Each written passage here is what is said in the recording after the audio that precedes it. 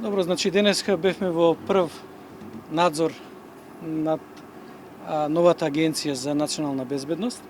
Главен фокус на денешниот надзор беше трансферот на наредбите за употреба на посебната истражна мерка следење комуникации. Во овој дел ги погледавме сите наредби од моментот кога започнува новата агенција со работа.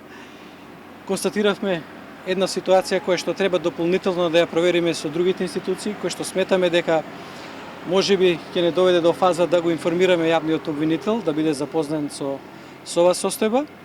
Понатака ги гледавме наредбите кои што се сега оперативни, ги споредивме со логовите кои што преку кои се внесени овие наредби и на еден начин извршивме увид во она што значи наследување на посебната истражна мерка следење комуникации и каква е состојбата во моментов од аспект на следење комуникации. Што видите, устврдува нешто што е така да кажам спорно или несоодветно чудно. Што е тоа? Значи, најпрвин би апелирал за разбирање бидејќи е навистина класифицирана информација, да не излегуваме во јавност. Од правен аспект е дилемата како во кој даден момент треба да се направи прекин на наредбите од старата институција и продолжување на наредбите од новата институција. Има одредени разлики. Меѓутоа сакаме дополнително тоа да го провериме со оперативно-техничката агенција како е таму и со Врховниот суд. После тоа ќе одржиме состанок на комисијата и ќе имаме дефинитивно вистинска слика дали комисијата треба да постапи согласно законот да го информира јавното обвинителство за случајот кој што е увиден. Добра, имаше ли вие вршате тоа што е преку ОТА? Знаеме дека новата агенција има можности сама да следи комуникации. Им опочнат ли тој процес постапки со тие средства што се подвижни и така натаму? Значи, такви средства веќе и почнат имат ли такви активности? Разговаравме на таа тема, можам да ви информирам дека во моментов Агенцијата за национална безбедност не ги користи тактичките средства за прибирање на информации по тој основ. Дали имате некакви неправилности во однос на селекцијата на кандидатите?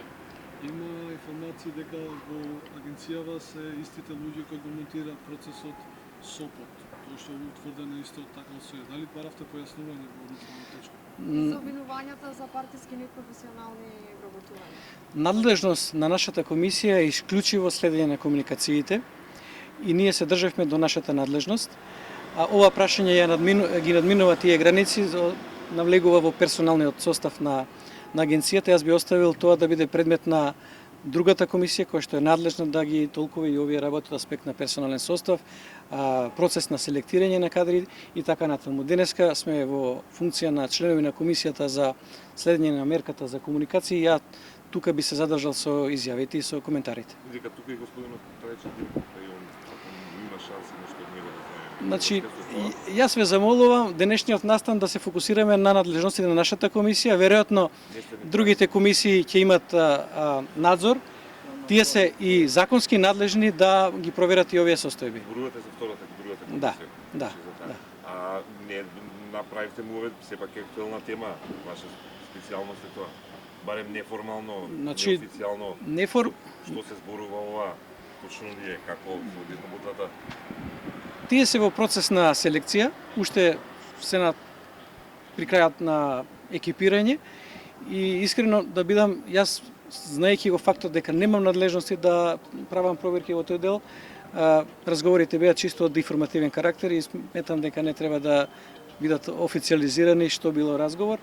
Впрочем, тоа е надлежност, како кажав, и на други работни тела на собранието. Ви благодарам.